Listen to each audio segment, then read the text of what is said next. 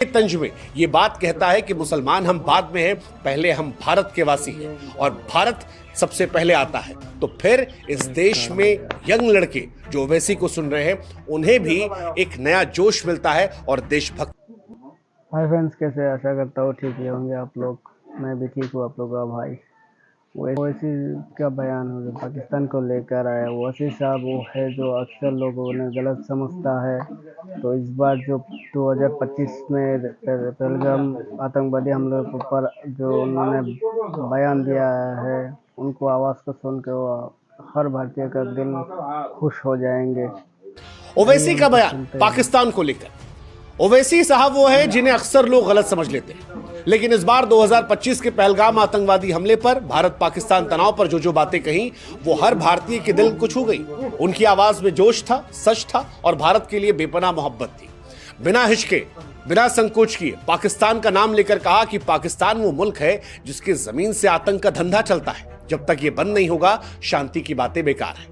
उन्होंने पहलगाम हमले के आतंकवादियों को सजा देने की मांग की।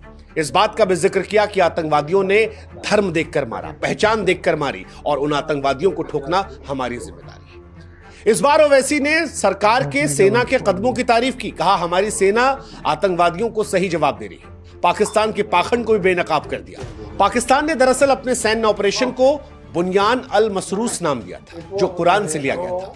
ओवैसी ने इसे झूठ का ढोंग करार दिया। कहा ये वही लोग हैं जिन्होंने 9/11 हमले के बाद मुसलमानों को अमेरिका में बेचा, पुंछ में मासूमों को मारा, बलूचिस्तान में जुल्म किए। इन्हें इस्लाम की बात करने का कोई भी हक नहीं है। इनकी ये बातें पाकिस्तान की दोहरी नीति को दुनिया के सामने ला रही। ओवैसी यही नहीं थमे। ओवैसी ने पाकिस्तान की बदहाली पर भी खूब तंज कसा। कहा जो IMF से $1 बिलियन की भीख मांग रहे हैं, जो आधिकारिक तौर पर भिखारी बन गए हैं, वो आतंक का धंधा चलाते हैं। मैं इन्हें इंटरनेशनल मिलिटेंट फंड कहता हूं। उन्होंने अमेरिका पर भी सवाल उठाया। कहा अमेरिका, जर्मनी, जापान जैसे देश एक आतंकवादी देश को इतने पैसे क्यों देते हैं।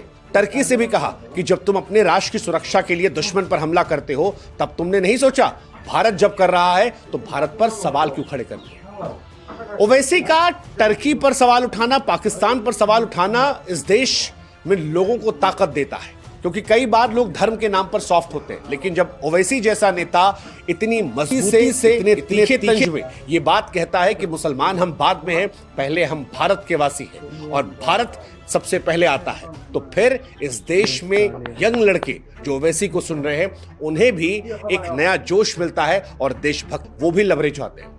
बिहार के मोतिहारी में तिरंगे की पगड़ी पहनकर ओवैसी ने हुंकार भरी। कहा मैं भारत से मोहब्बत करता हूं। मेरी आलोचना वोट की सियासत के लिए नहीं, सच्ची देशभक्ति के लिए है। ओवैसी ने इस देश के मुसलमानों से कहा कि अगर जिहाद करने का शौक है तो फिर आतंकवाद के खिलाफ जिहाद करो। भारतीय मुसलमानों के सामने जब ओवैसी ने बातें कही तो ये देश को एकजुट करने वाली बात थी और इसीलिए आज हम कह रहे हैं कि ओवैसी साहब को सलाम। ओवैसी ने भारत के 23 करोड़ मुसलमानों से कहा कि सुनो, हम वो मुसलमान हैं जिन्होंने 2 राष्ट्र के सिद्धांत को ठुकराया, लोकतांत्रिक भारत चुना। हम पाकिस्तान नहीं है। पाकिस्तान वो है जो दुनिया भर में जुल्म करता है, बलूचिस्तान में मुसलमानों को मारता है। हम उनकी तरह नहीं हैं, हम अलग हैं। ओवैसी की तरह एक और नेता उमर अब्दुल्ला, उन्होंने भी जो कुछ कहा वो भारत को मजबूत करने वाला था। जम्मू कश्मीर के मुख्यमंत्री उमर अब्दुल्ला कश्मीर को लेकर ऐसी आवाज उठाई जो इस्लामाबाद तक को दहलाने वाली थी। जिस संयम, जिस ताकत, जिस संवेदनशीलता से उन्होंने बात रखी, यकीन मानिए इससे भारत को मजबूती मिली।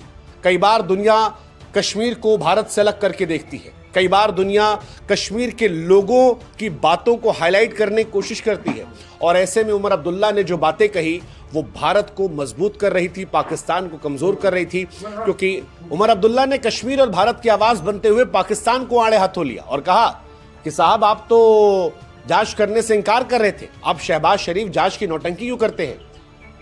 सीज फायर को लेकर कहा कि यह अच्छा कदम है, काश पहले हुआ होता, जिंदगियां बच जाती। लेकिन यह भी कहा कि शांति तभी मुमकिन है जब पाकिस्तान आतंकवाद पर सीमा पर रोक लगाएगा। कश्मीरियों की फिक्र करते हुए कहा कि कश्मीरियों की जान की हमें परवाह है और पाकिस्तान उसको लेना चाहता है। सबसे बड़ी बात जो उमर अब्दुल्ला ने कही वो थी अमेरिकी राष्ट्रपति डोनाल्ड ट्रंप के बयान को लेकर। आपको याद होगा डोनाल्ड ट्रंप ने कहा था कि कश्मीर के मसले पर फिर से बात की जाएगी। उमर अब्दुल्ला ने साफ लफ्जों में कह दिया कि कश्मीर भारत का आंतरिक मामला है।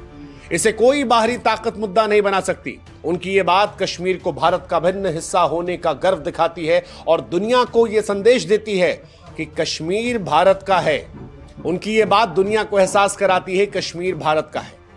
उमर आगे बढ़कर कहते हैं कि कश्मीर के लोग शांति चाहते हैं, वो नहीं चाहते कि उनके बच्चे डर में जिए। उनकी बातें कश्मीरियों के दर्द को देश तक पहुंचा रही थी।